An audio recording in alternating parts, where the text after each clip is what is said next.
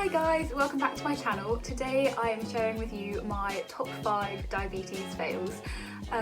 Obviously this condition is very stressful, very hard to manage, but I think it's important every now and then to just make light of the condition and laugh at ourselves a bit, otherwise it would really seriously suck. So I'm sharing with you my top 5 fails.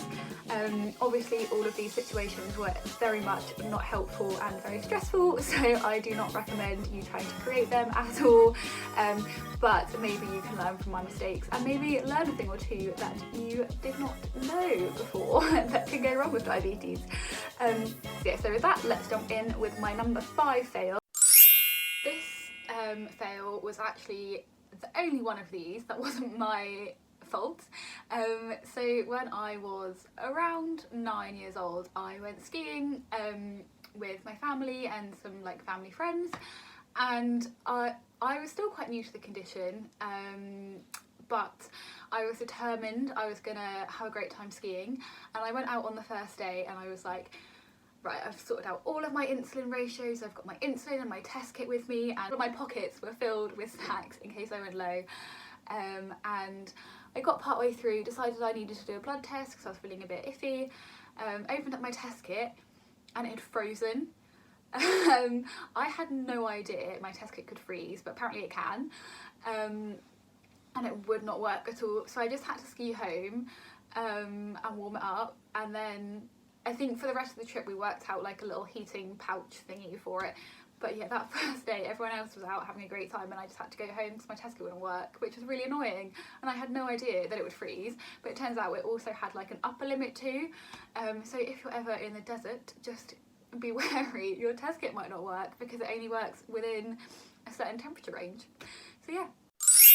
Number 4 was also really sad for young me. I was probably, I'm going to say around 15 years old, and I had gone out with some friends in the evening. We were just round town and we were having a really great time. So the girls decided we were going to do a sleepover at one of theirs, and I was super excited. I phoned my mum and she was like, yeah, sure, go, have fun. And then I suddenly realised I did not have my basal insulin with me, because who takes their basal insulin just for an evening around town? And I was like, I can't stay over because I haven't got my insulin. So I had to just go home, which was really sucky. So from now on I take my basal insulin with me everywhere I go, because I'm like, you never know when you're gonna want to stay over somewhere. Number 3 was more recently actually. So normally when we're not isolating, my boyfriend James lives in London and I go to uni elsewhere, so we only see each other every other weekend or whenever it fits with our schedule, but I've gone to see James this weekend, and we haven't seen each other for a while, so I was excited to spend the whole weekend in London. And it was either the Friday night or the Saturday morning, I can't remember which. I walked into the side of the door and my sensor fell off, and I was like, oh, what am I gonna do? And I was like, oh, it's fine, I've got my test kit in my handbag. So I got my test kit out and I opened it up and I realised I only had 2 strips in there, because obviously normally I use my sensor and I didn't expect it to fall off, and it didn't even cross my mind to check how many strips I had in my test kit. So I had this big panic. I was like, I've ruined our weekend, I'm gonna have to go home if I can't get any test strips, where am I gonna get them from? I was looking on Facebook groups, I was googling to see if I could get them from a pharmacy, panicking, oh, cut our weekend short, I'm gonna have to go home, spend more money on a train ticket. But then after 2 hours of panicking and researching, I remembered that months and months ago I had put a spare pot of test strips in James's drawer exactly for that situation, and I had just completely forgot about it. Number 2, the last 2 are actually quite serious ones, quite bad fails. So number 2, for my third year of uni, I did a year abroad. So from July to December 2018 I was living and working in Paris. I'd come home for a bit because we had it was weird how they do it in Paris. They have you don't take holiday, the whole company just shuts down for 3 weeks. Mine shut down for 2 weeks. My company shut down for 2 weeks, so everyone got on holiday basically. So I come home, and before I went home I realised the morning I was leaving that I didn't know how much insulin I had left at home, but it was too early to phone my dad because I was getting really early Eurostar and there's an hour time difference. So I was like, that's fine, I'll just take all of my insulin from Paris home, and then when I come back to Paris I will just bring it all back with the new stuff that I've ordered. So anyway, so I'd gone home, had my holiday, I was on the way back to Paris. I was in the car on the way to the station, my brother was driving me to get my train to London to get the Eurostar, and I suddenly realised I'd left all of my insulin in the fridge and I had none in Paris. But we'd literally just got to the station, and if I'd have gone home to get my insulin I would have missed my train and missed my Eurostar, and those tickets, let me tell you now, they are really expensive. Eurostar tickets are insane. I was like, I cannot afford to miss this train and I've got to be in work in Paris tomorrow. I was like, what am I going to do? I can't live without insulin.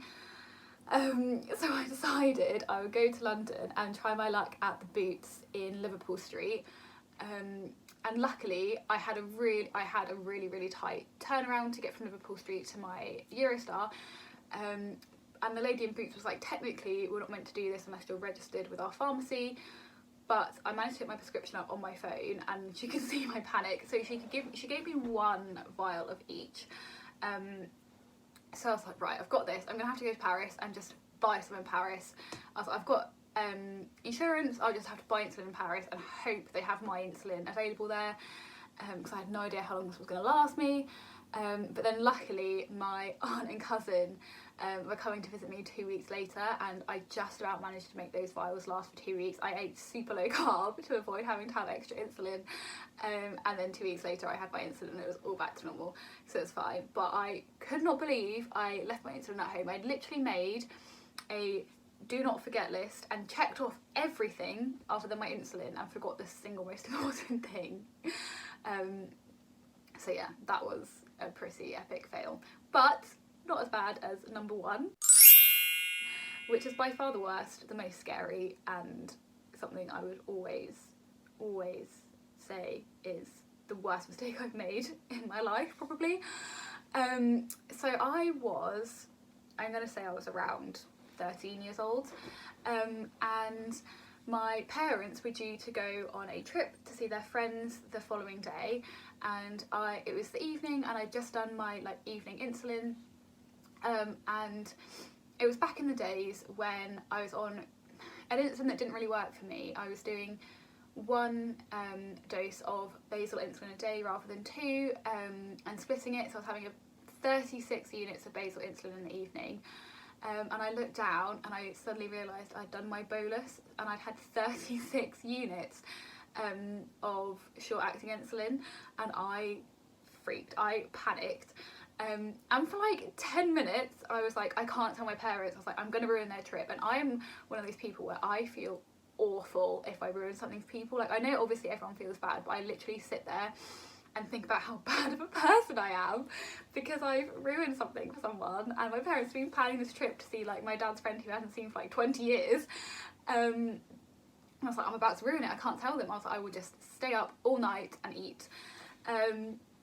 But no, I was came to my senses and I was like, you know what, I think my parents would probably be more annoyed if they wake up and I'm dead.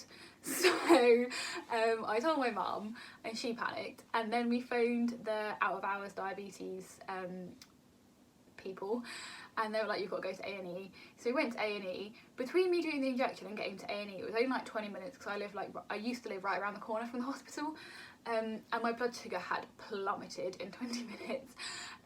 So they're like, you've just got to stay in here overnight. So my mum stayed with me. It was the worst night's sleep I must have ever had, because we were in the kids ward and there were children and babies that were really sick and crying, which was really horrible to hear, and obviously kept us up as well. And then also obviously I didn't have the Libra at that point because they weren't really around, and so the nurse would have to wake me up every hour to check my blood sugar, and basically they just put me on this drip that had a sugar solution in it, and they'd turn it on, wait till I got to 5 or 6, turn it off, and then when I got low they turn it on again.